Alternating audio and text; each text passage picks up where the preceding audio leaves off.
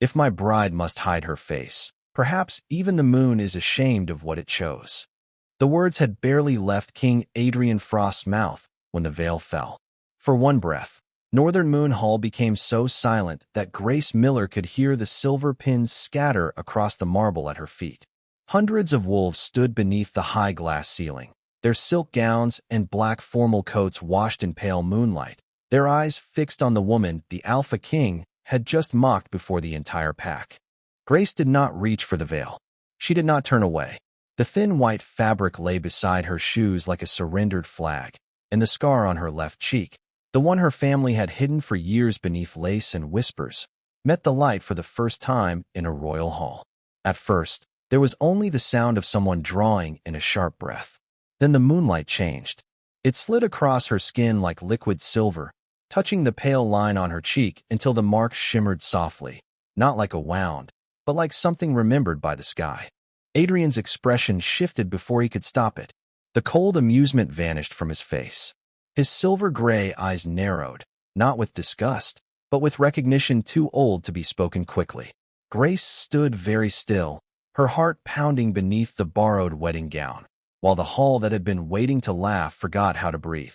3 hours earlier, she had been standing in a narrow dressing room at Silverpine House, while her aunt pulled the veil down over her face with both hands. "Keep it low," Aunt Maribel had ordered, her voice tight with panic. The king agreed to marry a bride from this family, not a disappointment with a face full of rumors. Grace had not answered. There were things silence protected. There were things it buried. She was 26 years old enough to know when cruelty was dressed as concern. Her cousin had vanished before dawn, leaving behind a note, an empty wardrobe, and a political alliance too valuable for Silverpine House to lose. So Grace, the quiet Omega no one brought into bright rooms, had been chosen to stand in her place. She wore a gown altered in haste, sleeves too long, waist pinned too tight, pearls borrowed from a woman who had never loved her. In her palm, hidden beneath the folds of her skirt, she held her mother's silver hairpin, the only thing that felt truly hers. Outside, the carriage waited to take her 50 miles north to Blackstone Citadel, where King Adrian Frost ruled the northern territories with a heart people said winter had claimed. Grace had heard the stories. He was tall, white-skinned, cold-eyed, and impossible to soften. He settled disputes with a glance. He trusted treaties more than promises.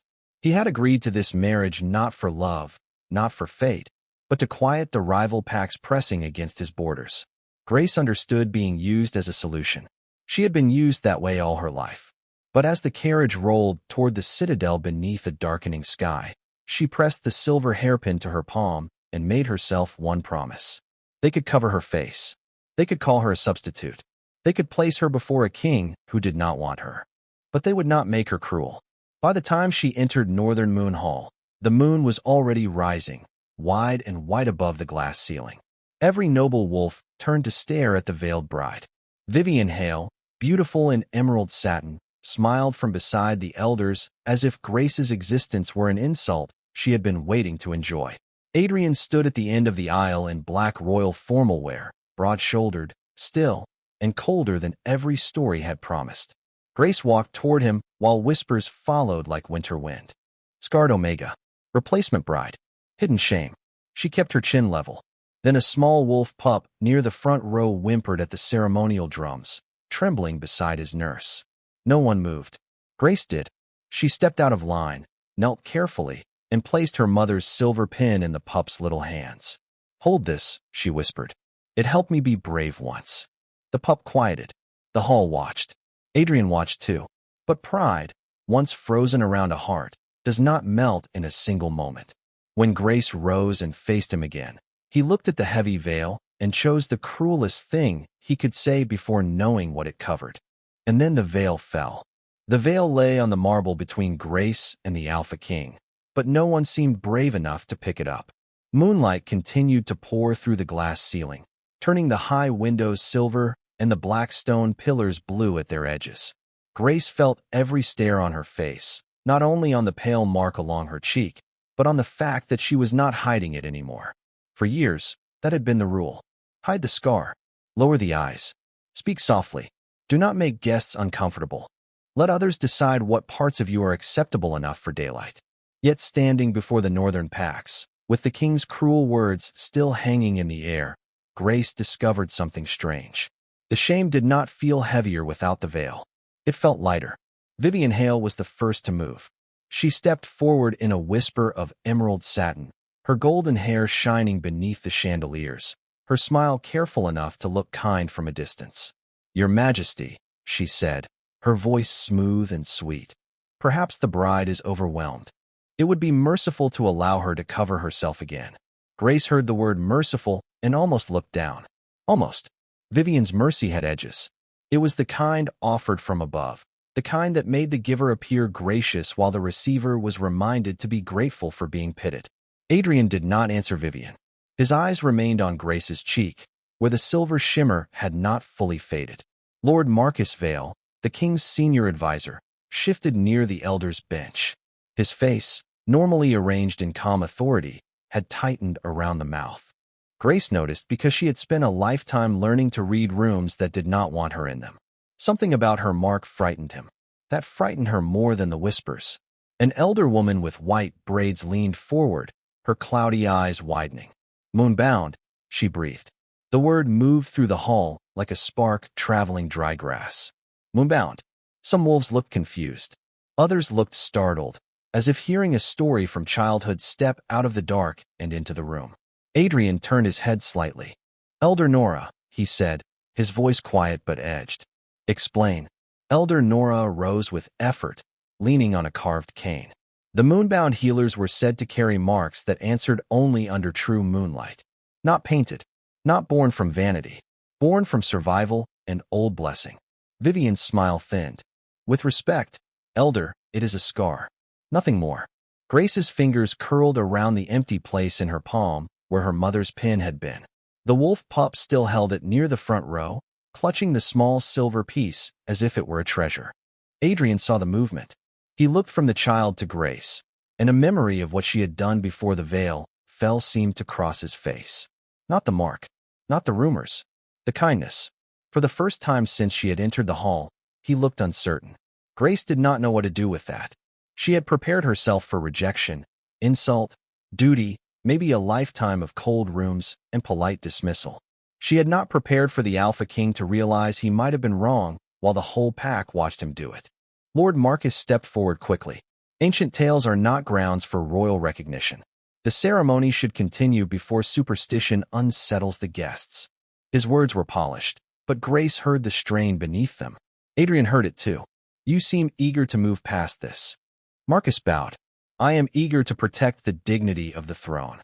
Grace finally spoke, her voice softer than the room expected and steadier than she felt. "Whose dignity, my lord? The throne's or yours?" A ripple passed through the hall. Marcus stared at her as if a covered portrait had suddenly spoken. Grace's heart beat hard, but she did not take the words back. The silver mark warmed against her cheek, faint and living. Adrian looked at her then, truly looked, and the coldness in his gaze did not vanish, but it changed shape. It became attention. Outside the great windows, the full moon climbed higher over Blackstone Citadel, casting its light across the aisle, the fallen veil, the trembling child, and the bride no one had expected to stand unveiled. Grace felt the hall waiting for her to crumble. Instead, she bent slowly, picked up the veil, and held it in both hands. For a breath, everyone thought she would cover herself again. She folded it once, then twice, and placed it on the marble at Adrian's feet. "I will not wear shame just because others are more comfortable when I disappear," she said. And this time, when the pack fell silent, it was not because of the moon. It was because of her. Adrian Frost had faced rebellions without blinking, negotiated border peace with 5 rival alphas in one room, and stood beneath the judgment of elders who had served his father before him.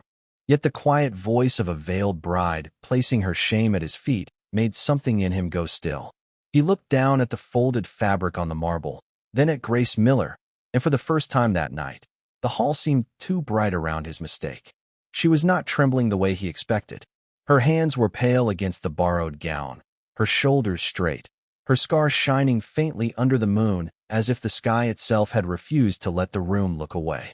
Adrian had spent years teaching himself not to trust what appeared gentle. Gentle words had hidden political traps. Gentle smiles had covered ambition.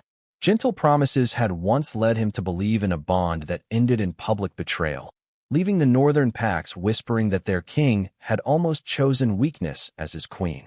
Since then, he had ruled with cold clarity. Treaties over tenderness, duty over desire, control over hope. When Silver Pine House sent a hidden bride in place of the woman promised to him, he saw only insult, deception, another elegant lie wrapped in lace. He had not seen Grace. That realization settled in his chest like ice cracking under weight. Vivian moved closer, sensing the shift and fearing it. "Your Majesty," she said, soft enough to seem concerned, "the guests are unsettled. Perhaps the ceremony should pause while the bride gathers herself." Grace looked at her, and there was no bitterness in her gaze, only tired understanding. "I am gathered." The small wolf pup in the front row made a frightened sound as the ceremonial drums gave one final roll, forgotten by the musicians who had not been told to stop. Grace turned immediately. Her body moved before permission, before rank, before anyone could decide whether kindness was appropriate in a royal ritual. She crossed the marble aisle and knelt beside the child, careful not to startle him. The pup still held her mother's silver pin in both hands. "You are safe," she whispered. "Loud sounds feel bigger than they are. Breathe with me." The pup washed her mouth, then copied the slow breath she showed him. Once, twice. His small shoulders eased. The nurse beside him looked close to tears. "Thank you, my lady," she whispered. "My lady." The title passed through the hall strangely, as if it had found its rightful place before anyone else had agreed to it. Adrian watched Grace rise. She had just been insulted before every important wolf in the north, and still the first thing she noticed was a frightened child. Not her dignity, not her revenge, not the chance to shame him back. A child. Elder Nora leaned toward another elder and murmured something that made both of them look toward Grace's glowing mark. Lord Marcus saw it and stepped sharply between them. "Enough of this distraction," he announced. "The royal union requires witnesses, vows, and signatures. It does not require nursery comforts." Grace turned slowly. "Comforting a frightened child is not a distraction." Marcus smiled thinly. "It is not the work of a queen." The words were meant to cut gently, the way nobles preferred, leaving no visible wound, but making the room understand its target. Grace absorbed them without flinching. Before she could answer, Adrian spoke. "And what is the work of a queen, Lord Marcus?" Marcus bowed, relieved to be invited back into control. "Strength, order, presentation. A Luna must inspire confidence, not pity." Adrian's gaze shifted to Grace, then to the pup now calm in his nurse's arms. His voice lowered. "And if confidence is inspired by mercy?" Marcus hesitated. The hall noticed. Vivian's lips pressed together. Grace noticed too, but she did not smile. She had no interest in winning a room by watching another person stumble. That, more than anything, unsettled Adrian. Power in his court always reached for advantage. Grace did not reach. She remained herself. Elder Nora stepped into the aisle, cane tapping softly against stone. "Your Majesty, the Moonbound mark should be tested before vows are spoken. If the bride carries that lineage, this marriage is no longer a mere alliance. It may be the answer to the northern curse." A wave of alarm moved through the hall. Grace heard it and turned cold inside. "Curse?" she asked. Adrian's face hardened, but not at her. At the secret that had just been pulled into Moonlight with everything else. For the first time, Grace understood that she was not the only hidden thing in Northern Moon Hall. The king had shadows too. The word curse did not echo loudly through Northern Moon Hall. It did something worse. It settled. Grace felt it sink into the marble, the moonlight, the formal silence, and the faces of wolves who suddenly remembered rumors they had tried to laugh away. Northern children whispered about the frost sickness in winter, about shadows moving under the ice near the old borders, about wolves who woke from dreams with silver in their eyes and fear in their throats. Grace had heard those stories in kitchens and carriage yards, spoken by servants who stopped talking whenever nobles entered the room. She had never imagined the curse belonged close enough to stand beside a wedding altar.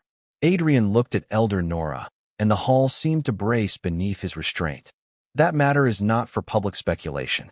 Elder Nora bowed her head, but she did not retreat. "No, Your Majesty. It is for public survival. Lord Marcus's voice snapped across the aisle before anyone could respond. This is reckless. The North does not need old women turning a ceremony into a superstition trial. Elder Nora's cloudy eyes remained calm. The North needs truth before pride finishes what winter began. A shiver moved across the guests. Vivian's polished expression faltered, then returned with careful speed. Surely we are not placing the future of the throne on a scar that glows prettily under moonlight. Grace felt the old sting of that word, scar, but it no longer held the same power. Not here. Not while the mark on her cheek pulsed faintly, answering a moon she had spent years hiding from. Adrian's gaze shifted to Vivian. You will speak with more care. The command was quiet. Vivian lowered her chin at once, but humiliation flashed in her eyes. Grace saw it and felt no triumph. She knew too well what public shame could do to a person. That was why she refused to become it, even when handed the chance. Elder Nora stepped closer to Grace, stopping at a respectful distance. May I? She asked. Grace understood before the elder lifted her hand. She wanted to examine the mark. Every instinct in Grace tightened. For most of her life, people had looked at her face as if it were public property, something they could judge, pity, discuss, or hide. Elder Nora waited. She did not reach.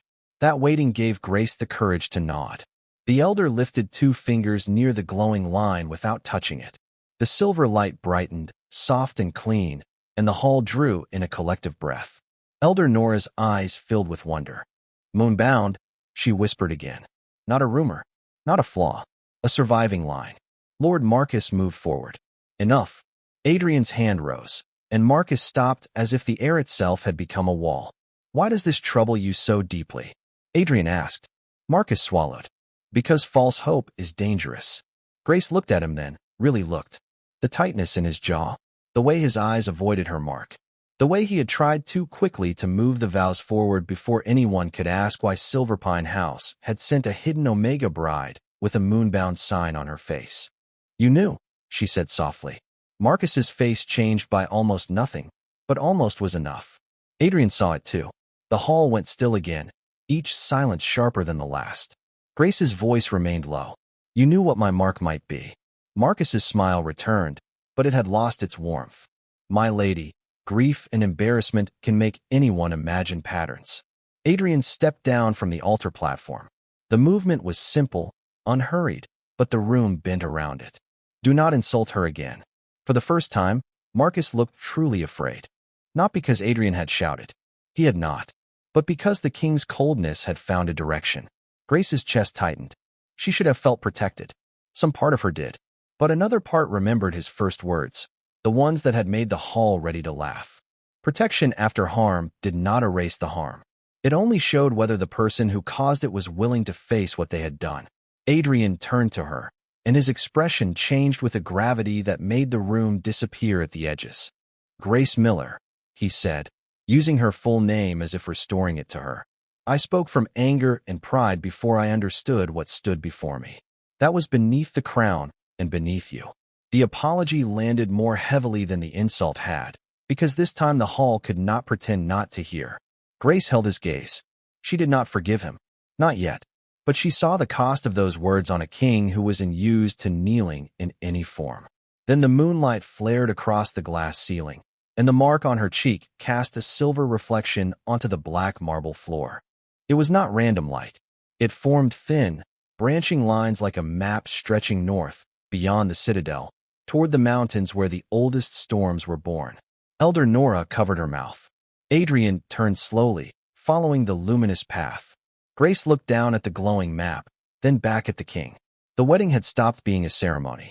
It had become a warning. The silver map spread across the black marble like moonlight learning how to speak. Lines branched from Grace's reflection toward the north wall, passing beneath the altar steps, through the gathered elders, and ending at the carved image of the frostbound mountains above the royal doors. No one moved. Even the musicians lowered their hands from their instruments, as if sound itself had become too clumsy for what the moon was revealing. Grace stared at the glowing path, her breath caught between fear and disbelief. All her life, people had treated the mark on her cheek as something to conceal, a flaw to soften with veils, powders, and lowered lamps. Now that same mark was drawing a road across a king's hall. Not a road away from destiny, but straight into it. Elder Nora knelt slowly beside the light, her cane set carefully on the floor. The old text spoke of this, she said, her voice trembling with awe. When the moonbound line returns under a full moon, the mark will reveal where the north is wounded. Vivian let out a small, brittle laugh. A glowing floor does not make an Omega a savior. Grace looked at her then, not with anger, but with the exhaustion of someone who had heard the same fear wearing different faces. No, Grace said quietly, but ignoring pain has never healed anything either. The words settled harder than Vivian expected. Adrian's gaze moved to Grace, and something unreadable passed behind his silver-gray eyes. He had spent years hiding the curse because rulers were taught that fear spread faster than fire. A king could admit hunger in the villages, storms in the passes, disputes between packs. But a curse beneath his own mountains, a sickness of spirit that made wolves restless under winter moons, that was the kind of weakness enemies would circle. So he had locked reports in sealed drawers. He had sent scouts quietly. He had watched trusted guards wake from strange dreams with no memory of how they reached the snow outside. And all the while, the north had grown colder in places no hearth could touch. Lord Marcus stepped into the moonlit path, blocking part of the glowing map with his polished black shoes. "This display is dangerous," he said. "The guests are frightened. The alliance is unstable. We should clear the hall and continue privately." Adrian did not look at him. "Move." Marcus hesitated 1 second too long. Grace saw it. So did half the hall. At last, Marcus stepped aside, but the light beneath him flickered, revealing a darker stain in the map where his shadow had crossed. Elder Nora's eyes narrowed. "He has been near the source." The room stirred. Marcus's face hardened. "This is absurd." Grace felt the mark on her cheek grow warm, not painfully, but with a pull that made her turn toward him.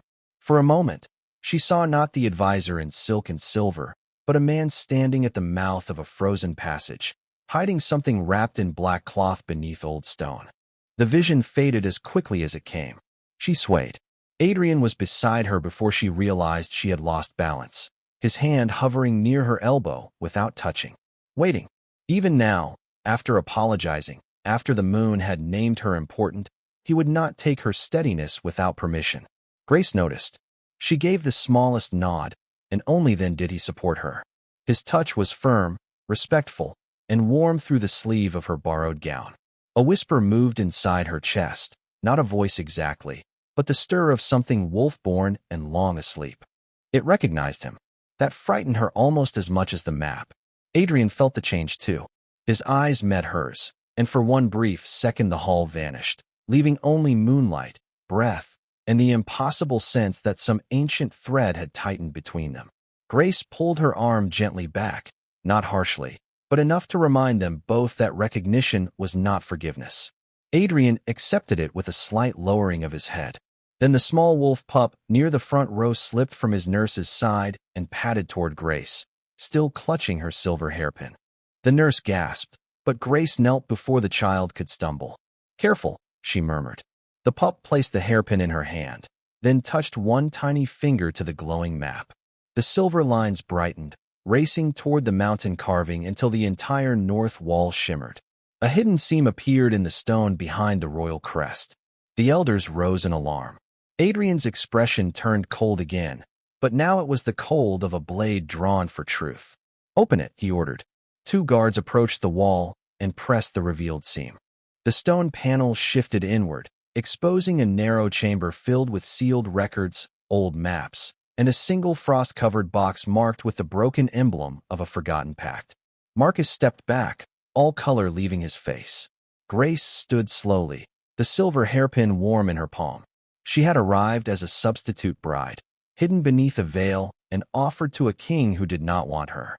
Now the moon had opened his wall because her scar had touched its light. Adrian looked from the chamber to Grace, and when he spoke, his voice carried to every corner of the hall. "The ceremony is suspended. The truth comes first." The hidden chamber breathed out a cold older than winter. It rolled across Northern Moon Hall in a pale mist, slipping around the shoes of nobles, curling over the folded veil on the floor, and dimming every candle it touched. Grace stood beside Adrian with the silver hairpin closed in her palm, watching the royal guards carry the frost-covered box from the wall as carefully as if it held a sleeping storm. No one spoke. Even Vivian had gone silent, her earlier confidence thinned by the sight of secrets opening in stone. Lord Marcus stood near the elders, his face arranged into calm, but his hands had betrayed him. They were clasped too tightly. Grace noticed because hidden people always noticed hidden fear. Adrian noticed because kings survived by noticing everything. "Set it on the altar," he ordered. The guards obeyed. The box was no larger than a family Bible, carved from dark wood banded with silver, its surface filmed with frost that did not melt beneath the chandeliers. Across the lid, the broken emblem of an old pact had been burned into the grain, a moon split by 3 black thorns. Elder Nora approached slowly, her cane tapping once, twice, then stopping. "That mark does not belong to the royal archives," she said. "It belongs to the Briar Oath." A murmur moved through the hall. Grace had never heard the name, but she felt it in the warmth of her cheek, in the way the Moonbound mark pulsed, as if warning her not to look away. Adrian's face hardened. "The Briar Oath was sealed a century ago. It ended before my grandfather was born." Elder Nora looked at Marcus. "Some endings are only buried." Marcus gave a controlled laugh. "Are we now accusing shadows because a frightened bride found a hidden room?" Grace turned toward him. The insult did not land the way he wanted. "Not anymore. You keep calling me frightened," she said.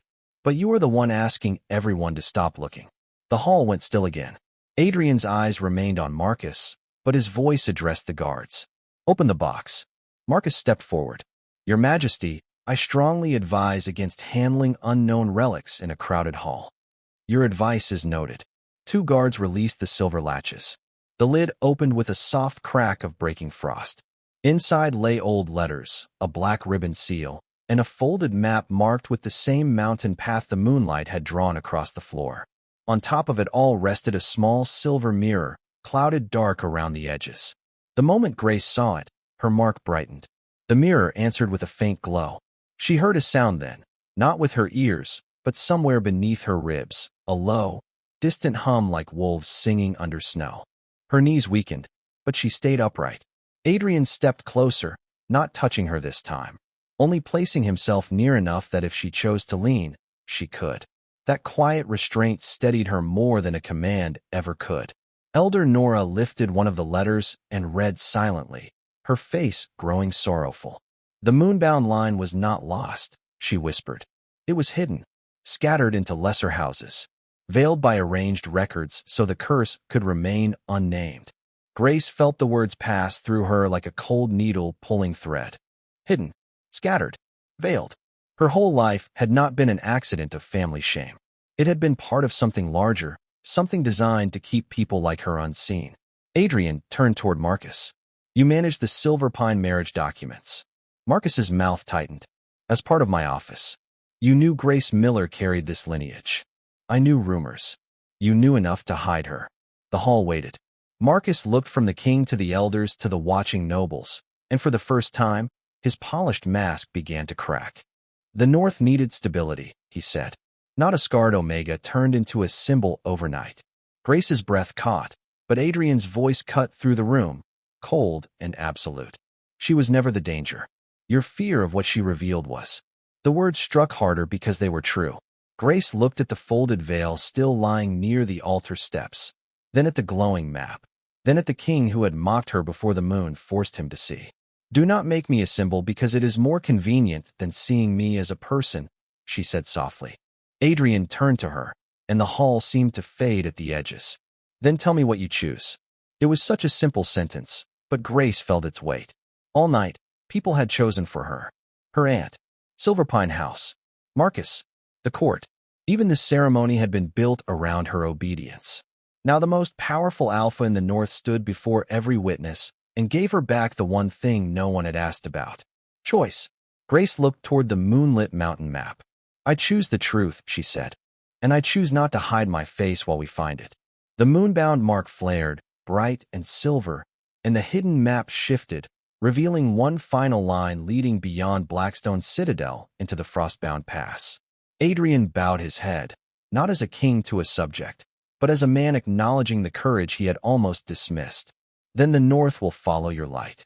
The hall remained silent after Adrian's promise, not because there was nothing left to say, but because the words had changed the shape of power in the room. The north will follow your light. Grace felt every eye move to her again, yet this time the weight was different.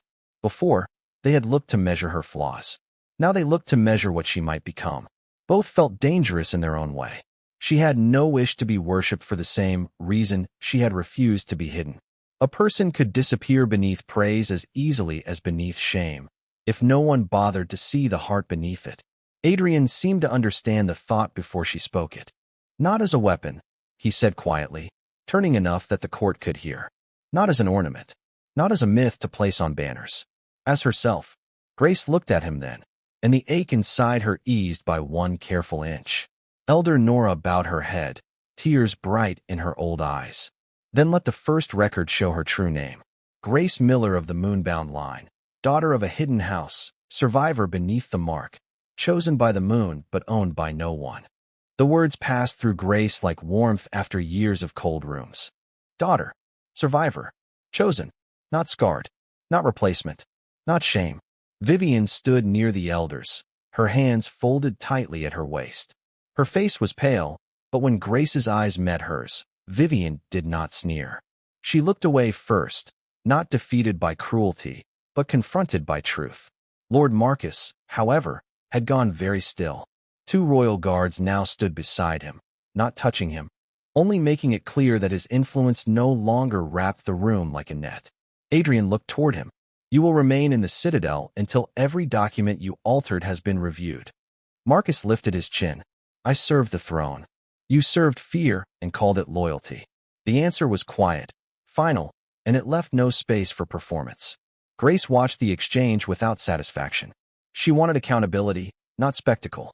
She wanted the hidden doors opened, the altered names restored, the frightened children of lesser houses to grow up knowing their faces did not need to be covered for someone else's comfort. The small wolf pup from the front row padded toward her again, his nurse following close behind. He held out the silver hairpin with both hands. Grace knelt to receive it. Thank you for guarding it, she whispered. The pup smiled shyly. It made me brave. Grace closed her fingers around the pin, and the moonbound mark warmed softly, as if her mother's memory had heard. Adrian watched, and this time there was no coldness in his gaze, only remorse held with discipline.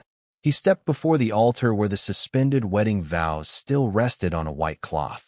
This ceremony began under false assumptions, he said. It will not continue as a cage. A murmur moved through the hall. Grace stood slowly. The borrowed wedding gown felt less like a costume now and more like cloth that had witnessed her choosing herself. Adrian turned to her, not reaching for her, not claiming what the moon had not yet been asked to bless. Grace, the alliance can wait. The court can wait. Even the crown can wait. What cannot wait is the truth in Frostbound Pass. I ask you to come north with me, not as my bride by obligation, but as the one person this curse has answered. The full moon brightened above them, spilling white light across the floor until the map shimmered again. The path led out of the hall, through the royal doors, toward the mountains beyond Blackstone Citadel. Grace looked at the aisle where she had entered as a substitute, then at the veil folded on the marble, then at the king whose first words had wounded her and whose next choices would have to prove the apology he had given. I will go, she said, but I go as myself. Adrian lowered his head. As yourself. Elder Nora lifted the folded veil from the floor and carried it to Grace. For a moment, Grace thought the elder meant for her to wear it again. Instead, Elder Nora draped it over her own arm and smiled gently. Some things are not meant to cover shame. They are meant to remember what was survived. Grace touched the fabric once, then let it go. Outside the high windows, dawn had not yet come, but the horizon had softened from black to deep blue. The north was still cold. The curse was still waiting. The road ahead would not be gentle simply because the truth had been named. But as Grace stepped beside Adrian toward the glowing path, she felt the quiet wolf within her lift its head, no longer hiding from moonlight, no longer mistaking silence for safety. The royal doors opened before Grace and Adrian, and the cold of the northern night entered like a living thing. Beyond Northern Moon Hall, Blackstone Citadel stretched beneath the fading moon, its towers rising from the mountainside in dark stone and silver frost. The guests remained behind them, held in uneasy silence by the glowing map that still shimmered across the marble floor, but Grace felt the pull of the path as clearly as if it had been tied to her heartbeat. Every step toward the doors made the mark on her cheek warm, not with pain, but with recognition. Adrian walked beside her, close enough to shield her from the rush of wind, far enough not to crowd her choice. That distance mattered. Grace noticed it the way one notices a candle left burning in a room that has always been dark. In the courtyard, royal guards prepared horses under torchlight. Snow drifted softly over black saddles, silver reins, and the white wolf banners hanging from the outer walls. Elder Nora followed with the sealed records held carefully against her chest, while two guards escorted Lord Marcus at a measured distance. Vivian stood at the top of the stairs, wrapped in emerald satin and wounded pride. For one moment, Grace thought the woman would say something sharp enough to leave a final mark. Instead, Vivian only looked at her uncovered face, then at the glowing path reflected faintly in the snow, and whispered, "I wanted them to choose me." Grace paused. There was no apology in Vivian's voice, but there was truth, and truth was at least cleaner than mockery. Grace answered softly, "Being chosen means very little if you have to make someone else disappear first." Vivian lowered her eyes. Grace walked on. At the base of the stairs, the small wolf pup waited beside his nurse, wrapped in a blue blanket against the cold. He held up Grace's silver hairpin again, as if asking whether she needed courage for the road. Grace knelt and smiled. "You keep it until I return." The pup's face brightened. "Promise." Grace looked toward the mountains, where the Frostbound Pass waited beneath a band of moonlit cloud. She had learned not to promise what the world could break, but some promises were not about certainty. They were about direction. "I promise I will try." The pup accepted that with the seriousness only children can give to honest words. Adrian watched the exchange, and something in his expression softened before he turned to his captain. "No one enters the old pass without my order. We ride at first light with a small escort." Grace looked at him. "Not tonight. Tonight the court is shaken, Marcus is cornered, and you have stood before more judgment than any person should be asked to carry in one evening." His voice lowered. "Rest is not weakness." Grace almost smiled. "That sounds like something said by a man who rarely rests." "Then consider it advice I am still learning to obey." The honesty surprised her. Not enough to erase what he had done, but enough to show that the cold king was not made only of ice. A quiet space opened between them, fragile and real. The moonbound mark cooled as the moon dipped lower, and for the first time since entering the citadel, Grace felt the weight of exhaustion settle into her bones. Adrian removed his black royal cloak and held it out, not placing it around her this time, only offering. She hesitated, then accepted it. The fabric was heavy, warm, and lined with dark fur at the collar, smelling faintly of cedar and winter air. "Thank you," she said. "You should not have had to stand cold in my hall," he replied. Grace looked at him over the edge of the cloak. "I should not have had to stand ashamed in it either." Adrian absorbed that without defense. "No," he said. "You should not have." The simple admission carried farther than an excuse would have. Snow fell between them, quiet as breath. Above the courtyard, the last moonlight touched Grace's cheek, and the silver mark flickered once, casting a faint reflection across the snow toward the northern gate. The path had not vanished. It was waiting. Grace looked beyond the walls to the mountains, then back at the king beside her. "Tomorrow, we follow it." Adrian nodded. "Tomorrow, we follow it." Behind them, the hall still held the broken veil, the open chamber, and the court that had watched a hidden bride become impossible to ignore. Ahead of them waited Frostbound Pass, old secrets, and a curse that had finally found the one woman it could not keep covered. Morning came to Blackstone Citadel without warmth, but it came with clarity. Grace stood at the northern gate beneath a sky the color of polished steel, the Alpha King's cloak resting over her shoulders and her face uncovered to the cold. No veil waited in anyone's hands. No aunt stood behind her whispering instructions. No court circled close enough to decide how much of her should be seen. The moonbound mark on her cheek had dimmed to a soft silver line, but beneath her skin, its quiet pull remained, pointing toward the Frostbound Pass beyond the pines. Adrian waited beside a black horse saddled for the mountain road, dressed in dark riding clothes and a long winter coat marked with the white wolf crest. He looked every inch the northern king people feared, tall, pale, controlled, carved from duty and ice. Yet when he saw Grace watching the mountains, his voice was not cold. "You can still refuse." Grace turned to him. Around them, a small escort prepared in silence. Elder Nora sat in a covered carriage with the recovered records. The wolf pup slept safely against his nurse, Grace's silver hairpin tucked beneath his blanket like a charm.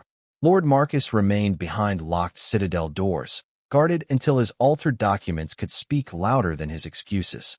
The wedding guests were gone, but the memory of their stares had not fully left the stones. Grace breathed in the sharp air. "Yesterday, everyone decided for me." She looked toward the pass. "Today, I decide to go." Adrian bowed his head once, accepting the answer without trying to own it. "Then we ride as allies." The words settled gently between them. Not bride, not possession, not mistake corrected by a glowing mark. Allies. Grace held it close. As the gates opened, snow swept across the road in thin white ribbons. The path revealed by moonlight had faded from the courtyard, but Grace felt it inside her with every step. She mounted with help from a royal guard, then looked back at the citadel. High above, Northern Moon Hall caught the morning light, its glass ceiling bright as frozen water. Somewhere inside lay the folded veil, no longer a prison for her face, but proof of what she had survived. Adrian rode beside her, close enough for trust to begin, far enough for choice to remain. For several miles, they traveled through silent pine woods, the escort moving carefully behind them. The north opened wide and wild ahead, all white ridges, dark trees, and distant mountains holding secrets under their snow. Grace did not know what waited in Frostbound Pass. She did not know how to heal a curse, how to restore a hidden bloodline, or how to stand beside a king whose first words to her had been cruel and whose later silence had held genuine remorse. But she knew the old story had ended. The hidden Omega had stepped into Moonlight. The scar they called shame had become a map. And the Alpha King who once mistook a veil for weakness now followed the woman behind it into the unknown. As the sun rose behind them, pale gold touched the mark on Grace's cheek, and the silver line answered with a quiet glow. Adrian saw it and slowed his horse, not in fear, but in reverence.